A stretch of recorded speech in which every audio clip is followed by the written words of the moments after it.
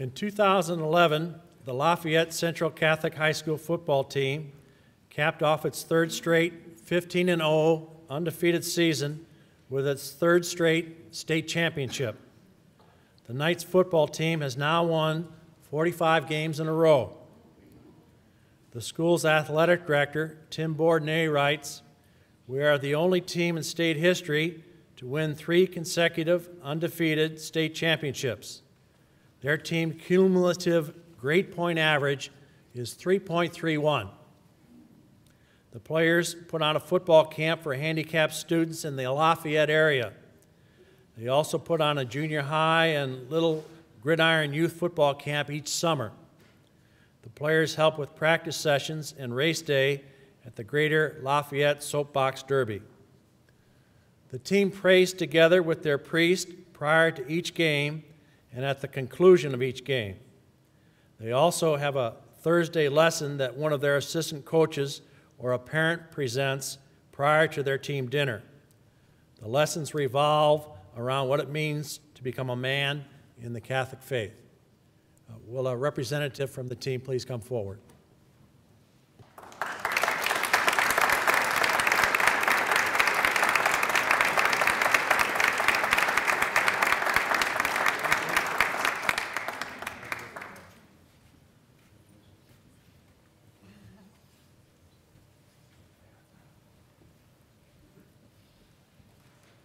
My name's Kevin O'Shea. I'm the head football coach at Lafayette Central Catholic. I've been there for 4 years. We are truly humbled and appreciative of this award. It is an award that means a lot to us and to our community. Thank you to Mr. Bourdonnais. I don't know if you guys know this, but Tim Bourdonnais, our athletic director, was standing up here 2 years ago with his baseball team.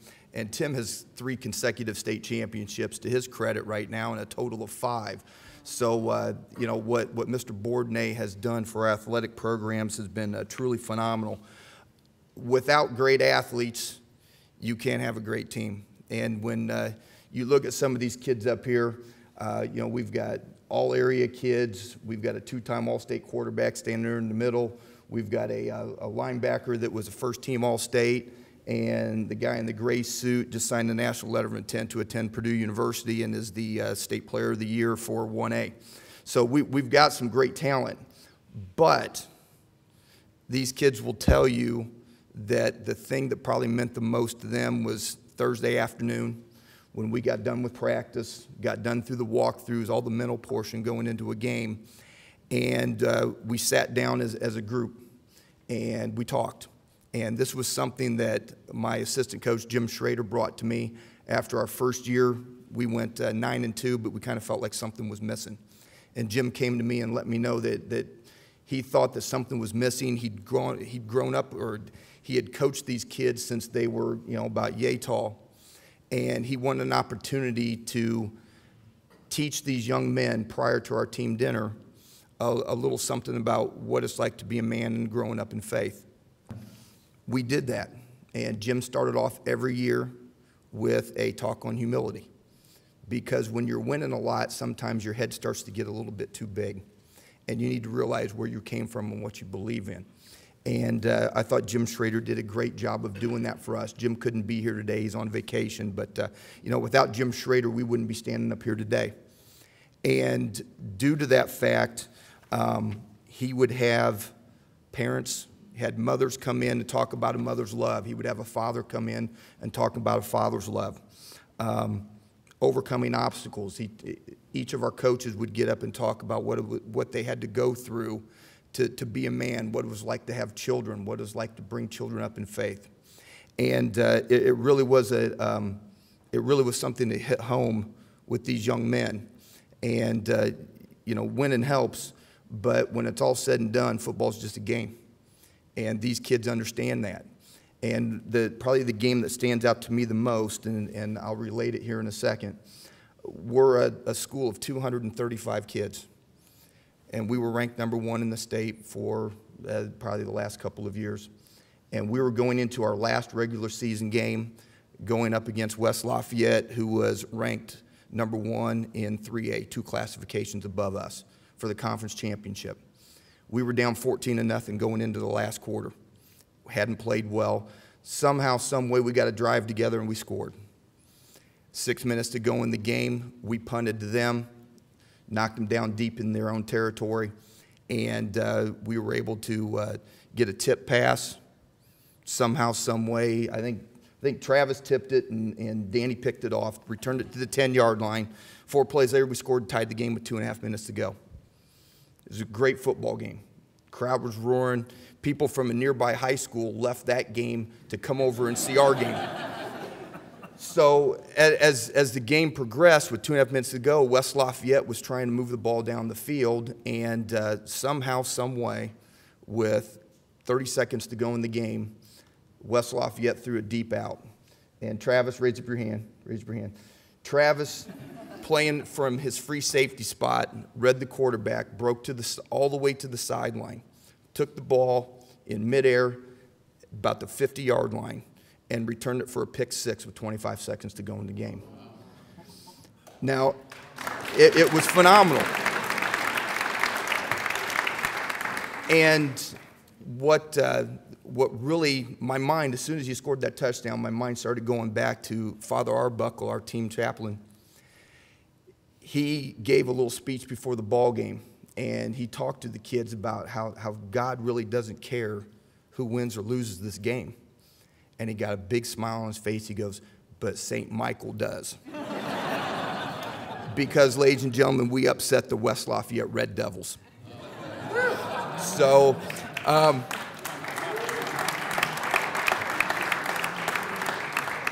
again, thank you so much. And it is quite an honor to be here today in Chicago Bears territory. We get to go down to Indianapolis Colts territory in about 3 weeks, and a number of our kids are going to get honored down there at the Colts complex too. So thank you very much.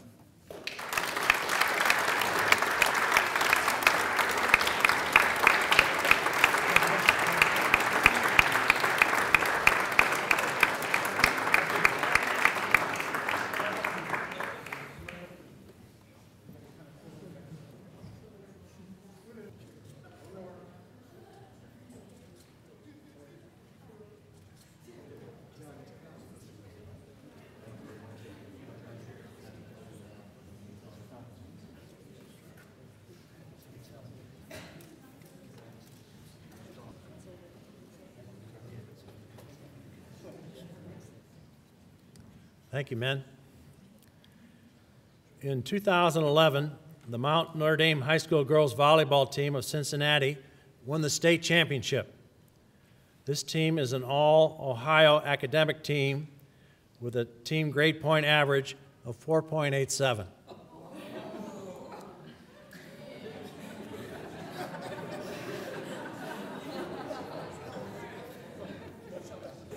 The school's athletic director, Mark Schenkel, has written, at Mount Notre Dame, service to others is not a requirement. It is a part of the school's everyday culture. All students are held to the high standard of building positive relationships with peers and people in the community. They are challenged to develop a sense of social responsibility and a solid understanding of Catholic social teaching so that they can advocate justice. Members of this volleyball team have excelled in service. The volleyball team members, along with their coach, are people of strong faith, rooted in Catholic values and tradition. They embrace the charism of St. Julie Billiart, foundress of the Sisters of Notre Dame de Namur, to proclaim the goodness of God by the way they live and to provide special care for those who live on the margins of society. The coaches decided to keep 21 players and 1 manager on the varsity volleyball team. The players on the team were all talented, driven, hardworking, and selfless young women that always had team success in mind. The Cougar practices were always competitive in nature, and the girls improved on a daily basis due to this competitiveness. Injuries were the biggest obstacle that the Cougars needed to overcome during the season. The injuries forced the rest of the team to step up and be even more competitive during practice which they did. The players that had not been playing as much throughout the matches and scrimmages were now forced to play much more significant minutes. The increased intensity during practice at this time continued throughout the rest of the postseason. The scrimmages started to become very high energy and were being played at a very high level on both sides of the net once the injured players were allowed to return. The execution at practice picked up due to the increased confidence of all of the players on the team. It took every one of the 21 players on the team to overcome the injury obstacles that this team faced, but they were able to do so through hard work, determination, belief, selflessness, and an incredible team attitude. Will a representative, or at least one representative, come forward?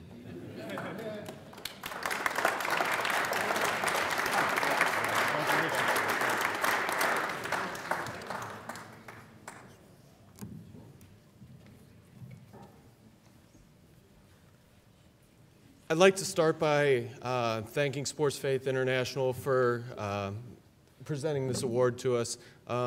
We are extremely grateful and humbled to be sitting amongst all these professional athletes. People have done so many great things with their personal lives and professional lives. To be receiving this award means a lot to these girls as well as the school. It's funny, I had a whole speech written out exactly what I was going to say, and then all of a sudden during the Mass they started talking about selfless, and that's what these girls are. And I figured, I don't know if it was a sign or whatever, I took it as a sign to throw that thing away and just talk about how selfless these girls were. On a volleyball court, you've got 6 girls playing on a time. A typical volleyball team probably has 12 to 14 girls. We have 21 plus manager. Obviously, it's very easy for people to start fighting, to people to start letting individual goals and that get in the way. That did not happen whatsoever with this team. They are the most selfless group of people I've ever coached. I've been lucky enough to coach for 14 years, and it's a team that I will always remember. They are incredibly driven, and I could not be more proud of this group of girls. We have one of our senior captains, Robin Curley, who's going to talk a little bit about the team and the season. I would just like to say how honored we are to be here to represent Mount Notre Dame High School. Mount Notre Dame is an all-girls school located in Cincinnati, Ohio, that empowers young women, guided by their Catholic values, to recognize and develop their unique capabilities to live, lead, and serve in an ever-changing global society. Our volleyball team has truly lived out the mission of Mount Notre Dame. As one of the team captains, I would like to share with you a few reasons as to why I will never forget the 2011 season and this team.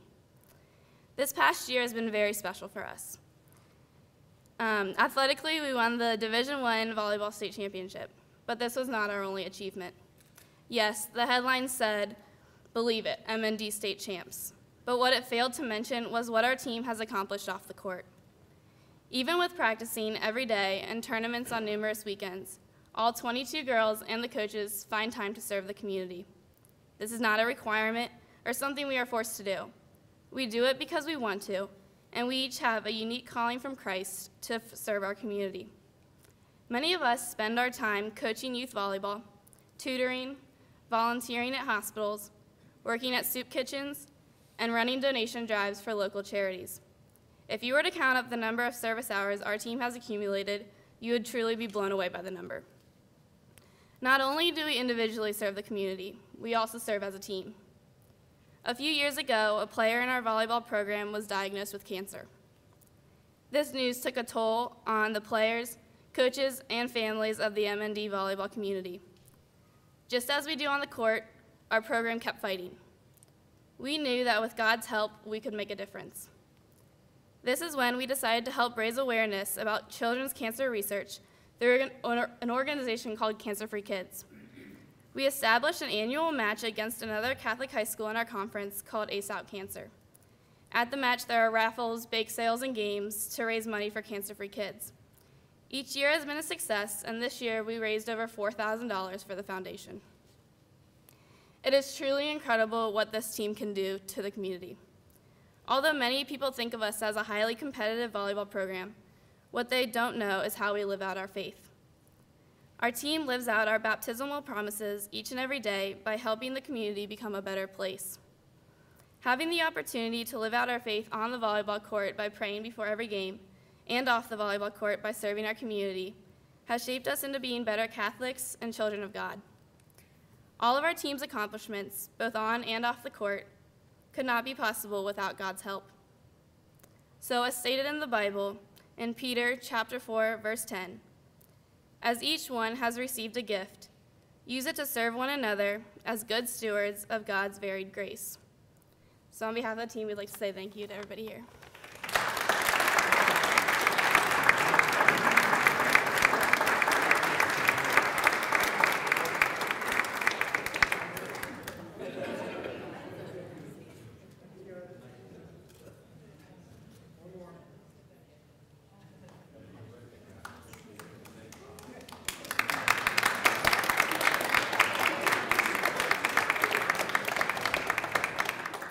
John Zielinski is a friend of the Maddie family. He nominated Anthony Maddie for the 2012 Sports Faith High School Hall of Fame Male Athlete of the Year. John wrote, Anthony was the record-setting quarterback for Aurora Christian High School this year, winning the 3A Illinois state title.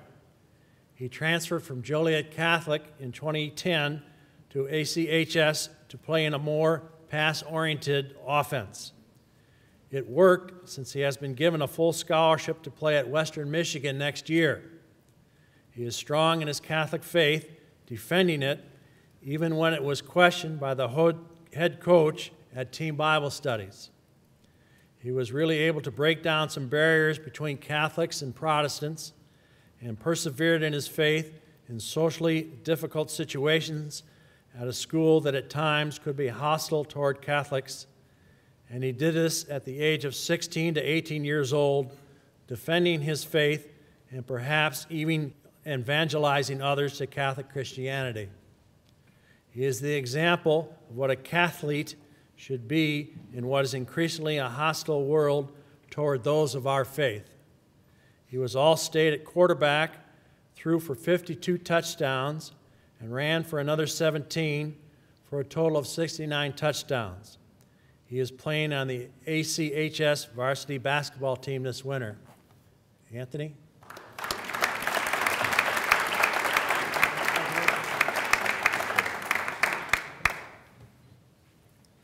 Hi, I just want to thank Sports Faith International.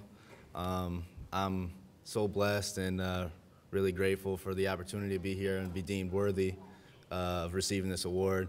Also, thank John Zielinski for nominating me for the award. I've definitely been really blessed in my life. A lot of things have been set out for me, and you know, God's blessed me with a lot of talents. My family's blessed me, and you know, there's a lot of things where, you know, times where things have been made easy for me, and I've just had to sacrifice a few things that really weren't that important, and just make the right decisions, do the right thing, and work hard. And because of that, you know, we were able to win a state championship. We went 13-1 this year, and there's a lot of games where, you know, it was things were going tough for us, and we were able to pull through. And state championship game was an unbelievable game. Throughout the season, we had to overcome a lot of injuries. 2 to our first 2 wideouts. One of which really couldn't play throughout most of the year, and then 2 more, one to our all-state lineman and another one to an all-state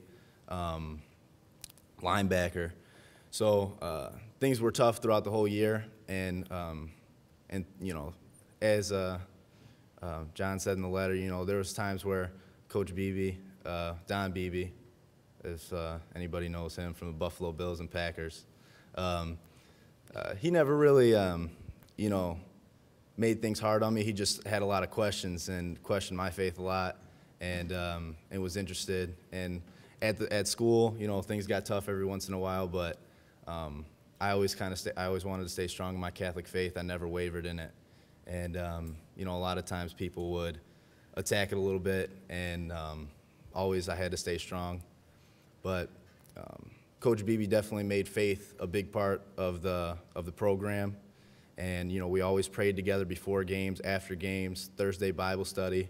And I tried to work hard to make it not about Protestant and Catholic, but just about Christian. You know, we're all Christians, Catholic, Protestant, no matter what you are.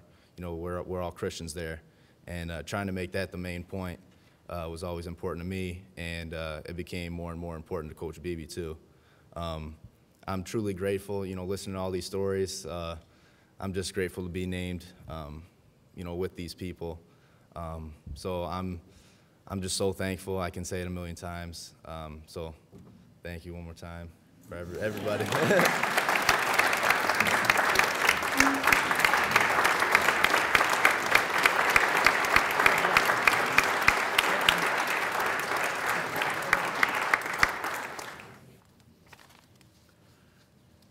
Thank you, Anthony. Bob Ladouceur began coaching the De La Salle Spartans in Concord, California in 1979 when he was 25 years old. He took over a team that had never enjoyed a winning season since the school's founding in 1965. While winning is the main goal of the De La Salle football program, it is not just about success on the field. In an August 2002 interview, Bob described his coaching philosophy as the opportunity for kids to improve physically, spiritually, and emotionally. His goal is to have each and every one of his players grow and develop in life, leaving better at each facet than when they joined the program. His teams had a 151-game winning streak. They've won 6 national championships. He is a religious study leader. A couple of years ago, he was the Sports Faith High School Coach of the Year. He wasn't able to make it because he had made a commitment to be in a friend's wedding. Amazingly, he said that there's a coach at his school who is more deserving than he. And so he nominated Frank Alaco, and we have Bob here today to present Frank Alaco.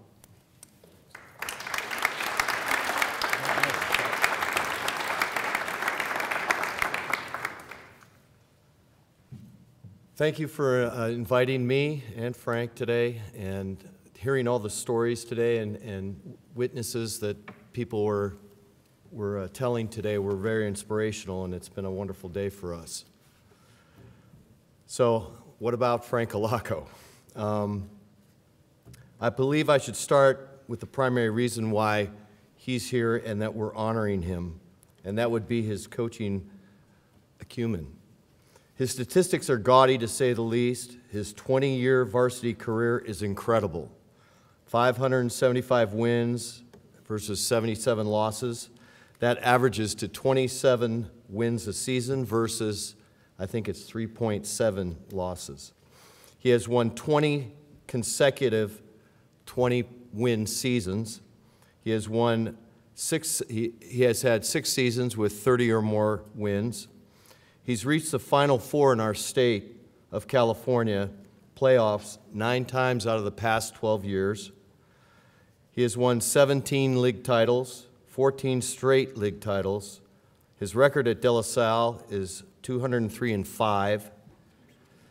He has won 9 section titles, 9 Northern California titles, and he's won 3 state championships in the Division I level. And Division I is the highest level in California. It's kind of backwards. I don't know why, but it's the toughest division to win. And he did that. He won 1 at a school that he coached at before, Northgate High School, and 2 at De La Salle. He's the only coach in California history to be able to do that, win 2 state championships, or 3 state championships from different schools. Well, statistics can definitely tell a story, but it doesn't tell the whole story about Frank. You really can't appreciate the coaching job Frank does unless you see his teams play. Every team Frank coaches enters the season overmatched athletically and undersized. This becomes obviously clear during the playoffs. Yet he always has his team in March primed and ready for a state title run. He does it with a patient and precise half-court offense that relies on everyone handling the ball, constantly looking to a teammate for an open shot. More impressive is his defense. Their defense consistently cut the opponent's offensive output in half. They do it by taking away what others do best, accomplishing the task with unrelenting pressure on the ball, determined zeal, and disciplined buy-in to team responsibility. I am convinced there couldn't be any team in this country that is better prepared to play and compete. I mentioned this is a primary reason why we honor Frank. However, it is by far not the most important reason. The most important thing is how Frank uses basketball as a tool to teach gospel values and transform young people's lives. He models those gospel values daily. He can't help but do that because those values are who he is. There isn't anything Frank wouldn't do for another person. This extends well beyond the court, and his players know this. Frank has developed connections with everyone he meets. His graduates are his extended family.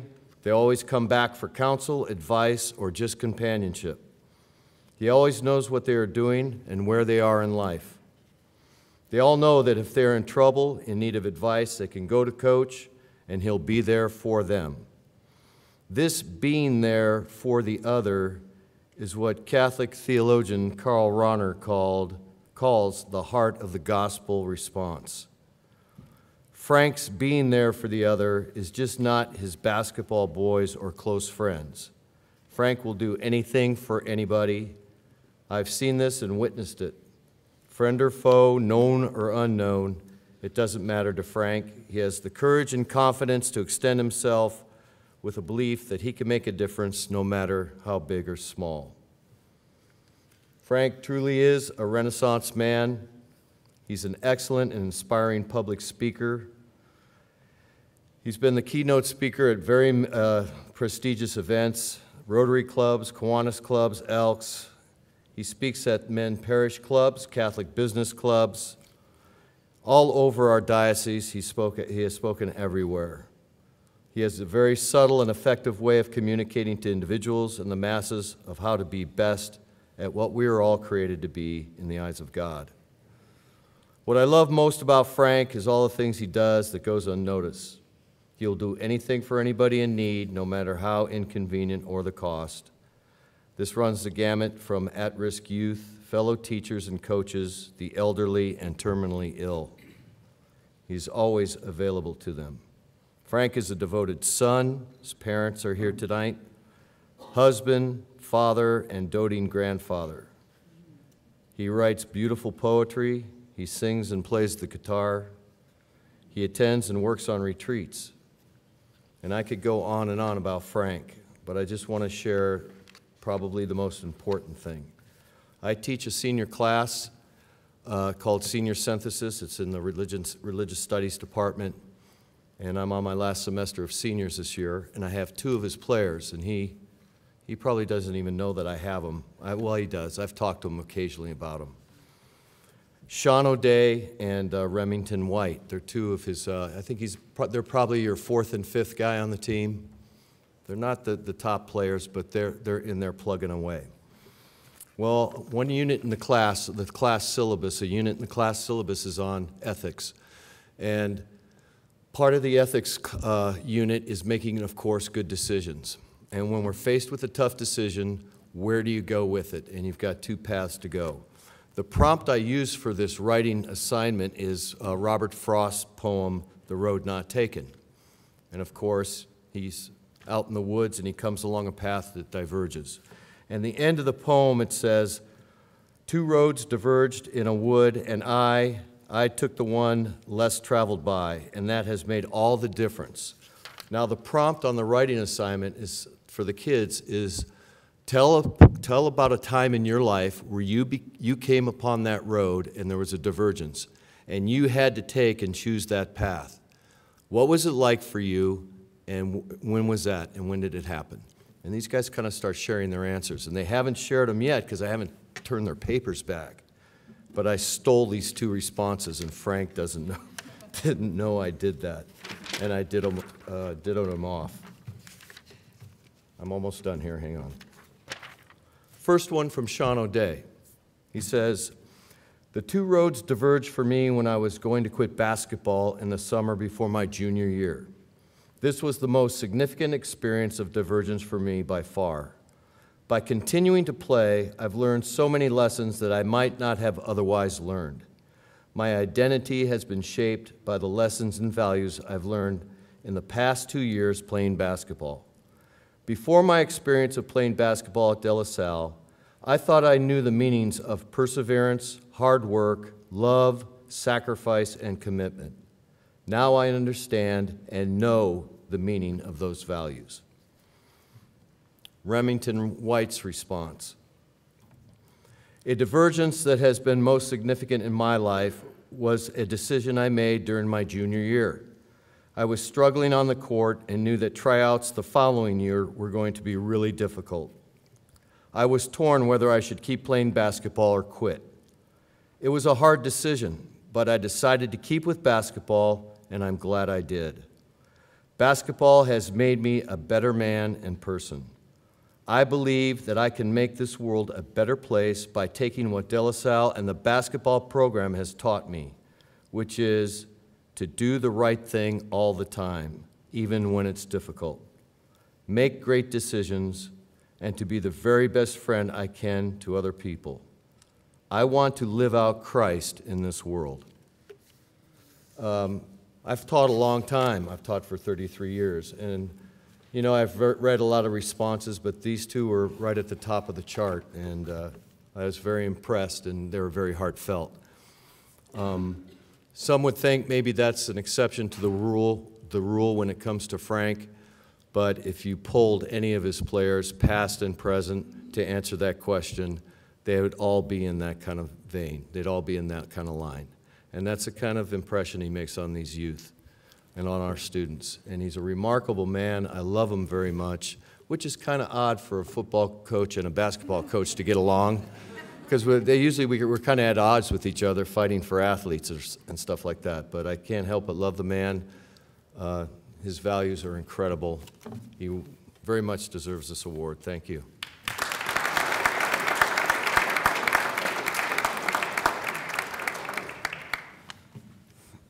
I won't be as long as Bob in my intro. I'd like to thank Mr. McCASKEY, Sports Faith International, and Angela in particular for this amazing award. And it's really, truly an honor to be here with all of you. I'd like to thank my former teammate, Dave Casper, who was Dave's one of the greatest athletes and finest men I've ever known, and he was kind of the driving force behind me here. Dave is just kind of a man who always reaches out to lift others up, a real true Christian man, a great Catholic. I also want to thank Bob for coming out. Bob doesn't like to travel, and for him to come out was really special. Bob and I became very good friends many years ago. He's sort of a mentor to me. He's one of the greatest coaches in the history of high school athletics. I mean, Bob's teams went 15 years without losing a game, if you can imagine that.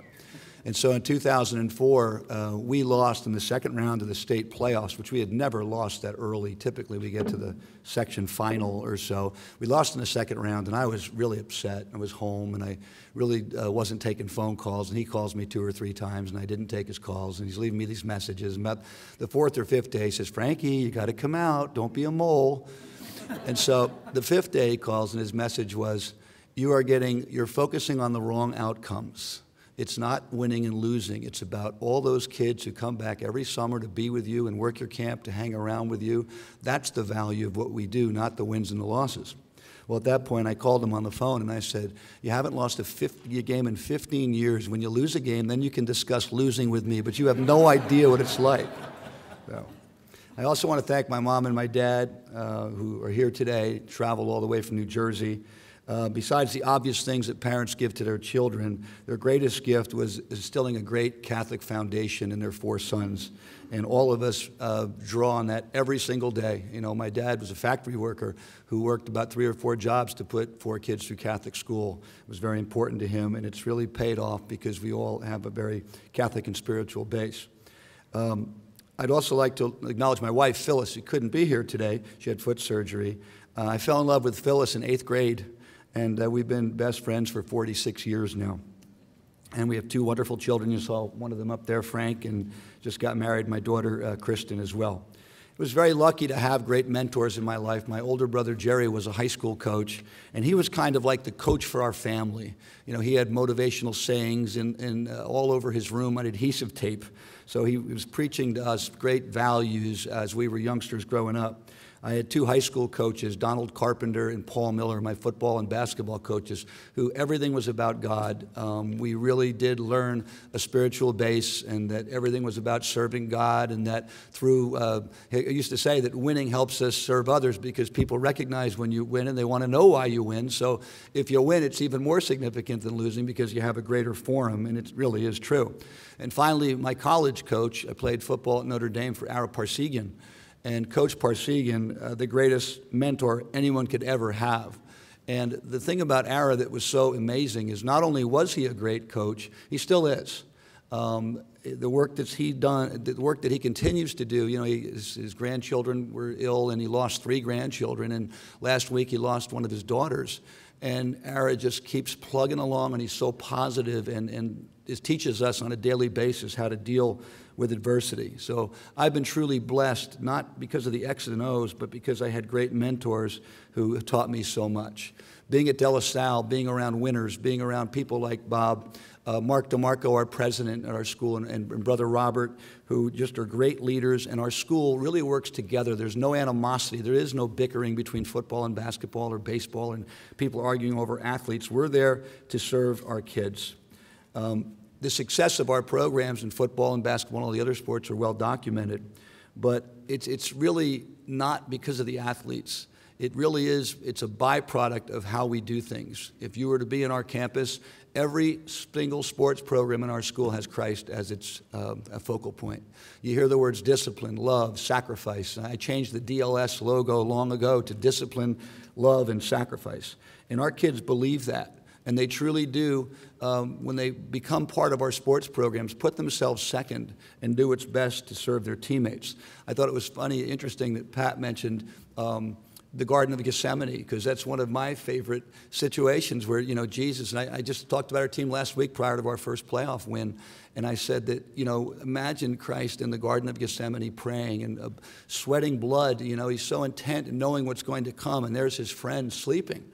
You know, and he says, couldn't you stay and watch with me a while? And the frustration of not having your friends there for you, and that's something we draw upon all the time, that it's not about getting a backside rebound, it's about never letting your friends down.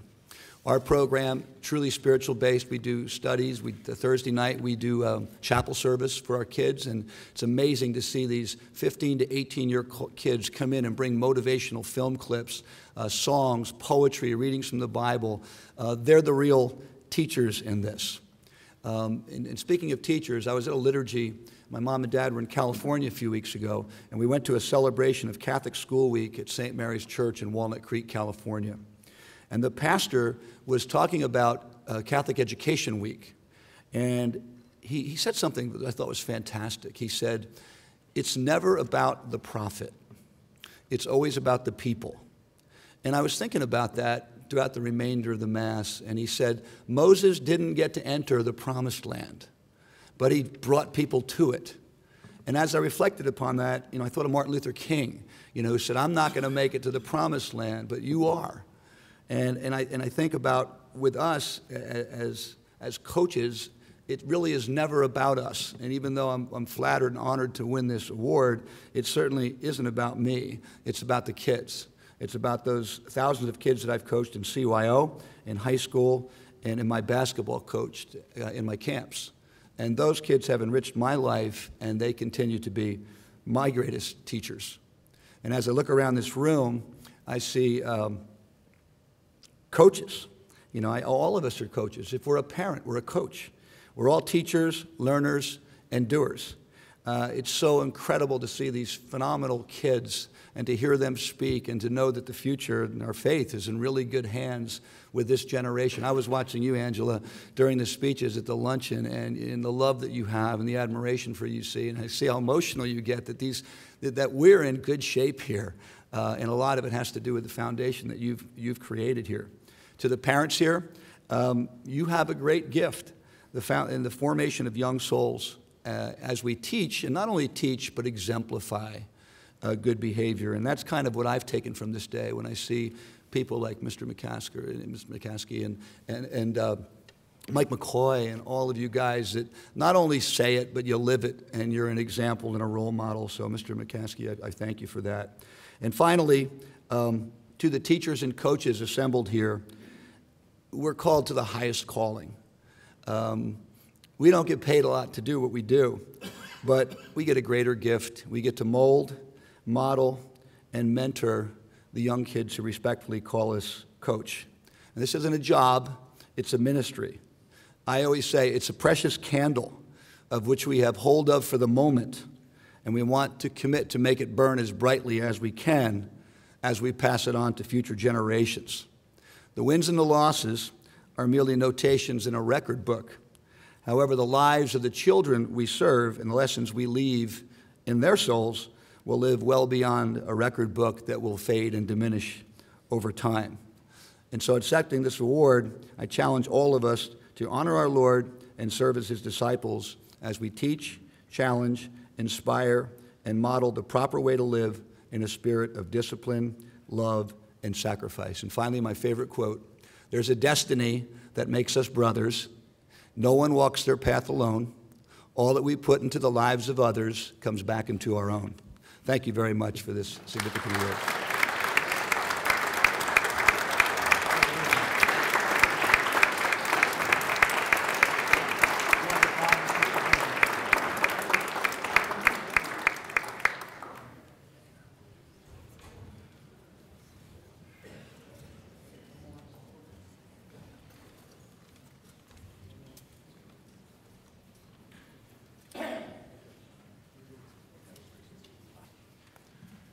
Thank you, Bob.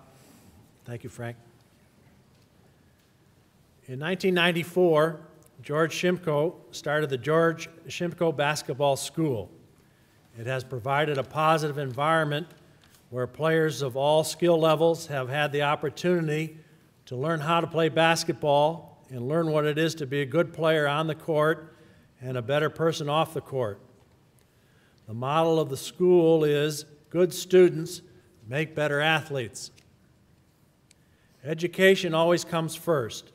The majority of the student athletes are excellent students, upstanding members of their communities and churches with solid background understanding how faith in God provides all of us with the opportunity to do great things in life. The program has been involved in many community activities, including food drives, clothing drives, and providing a level of excellence that allows the players to become productive members of the community. George is a firm believer in the Catholic faith and that your faith in God makes all things possible. He is a product of Catholic faith. He went to St. Bassus Grammar School, St. Rita High School, and St. Xavier College. George has been blessed to have a wonderful family who truly believed in the Catholic faith. His road to success was not an easy path. After he had a great grade school basketball career, the high school experience was just the opposite. After never making his high school team at the varsity level, he was able to have faith in God, the support of his family, and the confidence in himself to obtain a college scholarship to play basketball. As a college senior, he was his team's most valuable player. He is a college graduate. After college, George played professional basketball overseas. He attributed his awards to his faith in God and to the coaches and teammates who were the basis of his success. He learned after being cut in high school that if you have faith in God and support from your family, all things are possible. Sports faith photographer Frank Casella says that Coach Shimko lives his Catholic faith. In a culture where the average dad spends 7 minutes a day in meaningful conversation with his kids, Coach Shimko gives his kids time, demands respect, and doesn't tolerate foul language or an angry temper. And he does this by example. George Shimko.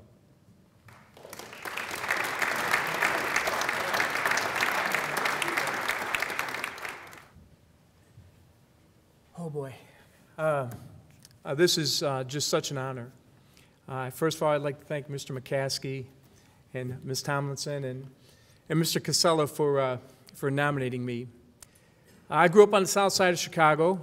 My mom and dad, very hardworking people. My dad worked as an auto mechanic. My mom worked as a waitress for 30 years. My dad, very, very calm. Nothing bothered him. My mom, fighting Irish woman. Anything that was happening, she was ready to go after it, and she was only about 5'6". So what I was able to drive from my parents is my father's patience and temperament, but my mom's drive on the inside, which allowed me to be achieving things that I didn't think was going to happen. When I was in grade school, as Mr. McCASKEY said, I went to St. Basil, I went to St. Rita, and I went to St. Xavier. At St. Basil, I remember being in 3rd grade. Sister Agnesita was in charge of determining who was going to be an altar boy. I really wanted to be an altar boy. So Sister Agnesita came to me and she said, "There's no way, George, you're going to be an altar boy. You have too much personality." And I was like, "Oh, sister, what are you doing to me?" I wanted to learn Latin. She said, "I'm going to make you a commentator," and made me come to commentate a Mass for Masses on Sunday. In 5th grade, I decided to play basketball. Now, I'm not a big person. I'm 5'10". I remember the very first shot I took. I lined the ball from the top of the key off the backboard. It's probably still rattling at this day and age. The coach at the time, his name was Mr. Bob Houston. He said, "You know what, George, I think you're going to be a pretty good shooter." And I said to him, "Well, I hope so. I'm going to work really hard at it." And so as Mr. McCASKEY relayed, my grade school career was wonderful. I was actually on the 8th grade team in 5th, 6th, 7th, and 8th grade. And then I got to high school, and for whatever reason, it didn't work out. I wasn't able to play at the varsity level. Now, I never complained about it, never worried about it. I just said, "You know what, I really love this game. I'm going to continue working at it." During the summer at that time in Chicago, they had a program called CNBL, which was a Chicago Neighborhood Basketball League, and allowed you to represent your park district and play in tournaments. We wound up playing in a tournament in Washington Park, and I wound up having a pretty decent game. And I got a phone call from the coach from St. Xavier that says, "Hey, we'd like to offer you a scholarship." My mom answered the phone, and knowing all the things that happened to me in high school, she hung up. So fortunately for me, the coach called back and offered me a scholarship, and I wound up playing 4 years at St. Xavier. I didn't start. I came off the bench. I had no problem with that. That was my role. Senior night came, and coach came up and said, "You know, all the seniors are going to start." And I said to coach, "You know, with all due respect," I said, "I really don't want to start because that's not the role that I have on this team. Play me the same way that you've always played me." And so I did that and wound up having a very nice senior night. After college, I wound up playing overseas for 2 years. So I learned what it's like to be cut, and I learned what it's like to be the starting point guard against the Soviet national team in Moscow, Russia. After coming back from playing professional basketball, and the reason that I stopped playing after 2 years, my mom in the back of my head said, you have your degree. And as your degree gets older, further away, you're going to be less valuable. So I only stayed playing professionally for 2 years, and I said, I got to go get a job. So I wound up working for the next 20 years for the Department of Agriculture as an audit supervisor. But during that time, while I was still working as an auditor full-time, I continued to play basketball. And I was playing 17 times a week, 2 times Monday through Friday, 3 on Saturday, 4 on Sunday. I just loved playing the game of basketball. And I continued to do that for a number of years. And then in 1994, I had this opportunity to create GSBS basketball with the model of good students, better athletes. And the reason that I did it was I really didn't like the way basketball players were being portrayed. At that time, there was a lot of talking going on. There was a lot of vulgar language. And I said, you know what, that's not really the way the game should be played. So with the opportunity at the Oklahoma Park District to create GSBS basketball, we started the program in 1994. And the first thing I did was I decided to develop individual programs to teach skills. I didn't want to have teams. I wanted to start individual programs. And then the business plan was, as I kept moving along, is to develop teams. Because once a player, you start having teams, I know the situation I was in where I wasn't good enough to play. I wanted them to be in a program of their own that they could follow through. So this continued for 18 years. We've seen about 3,500 kids each year. We have leagues, teams, and tournaments. And it's all due to Mr. Bob Houston, who was the 5th grade coach, who gave me that the drive and the desire to be a respectful person. And I think that's the most important thing that I try to do in our program. And we tell the players every time they come, the most important thing that you need to do as an individual is not the wins or losses, as we all talk about, but it's what you can do to make someone else's life better. I've been blessed from God and my faith in many, many ways. And the most important one is my son Alex. When he was born, he was 2 pounds 4 ounces when he was born. And I remember he was at St. Joseph's Hospital on Lakeshore Drive, and the priest came out to me and he said, you know what, there's a pretty good chance that he's not going to make it. I wasn't even listening to him because I had all the faith in the world that there was no doubt in my mind that he was going to be fine. 26 years later, he's in his second year of teaching, had a wonderful career, and I just thank God that has given me the opportunity to teach young men and women and boys and girls the game of basketball. And I've just been very fortunate to have a great relationships with a lot of people. And I can only tell you this has been the most humbling experience of my life. When I got the call from Mr. McCASKEY and talking with Angela, and I will cherish this for as long as I live, and I just want to thank you very much for this opportunity, and thank you very again for this award. Thank you.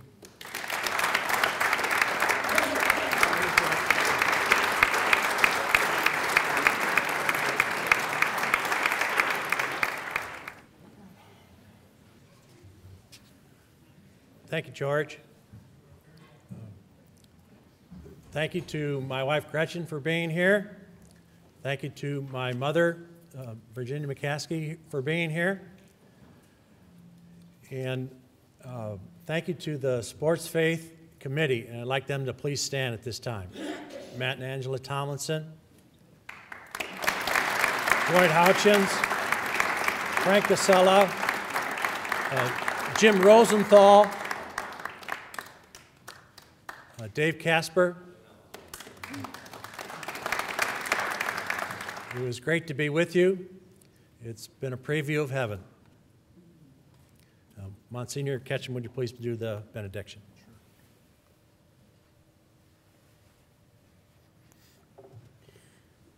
As we conclude in prayer, I notice we have an image of Our Lady of Fatima with us. So let us conclude turning to Our Lady of Victory, praying, Hail Mary, full of grace, the Lord is with thee. Blessed art thou among women, and blessed is the fruit of thy womb, Jesus. Holy Mary, Mother of God, pray for us sinners, now and at the hour of our death. Amen. The Lord be with you. And may Almighty God bless you, the Father, and the Son, and the Holy Spirit. Have a blessed evening.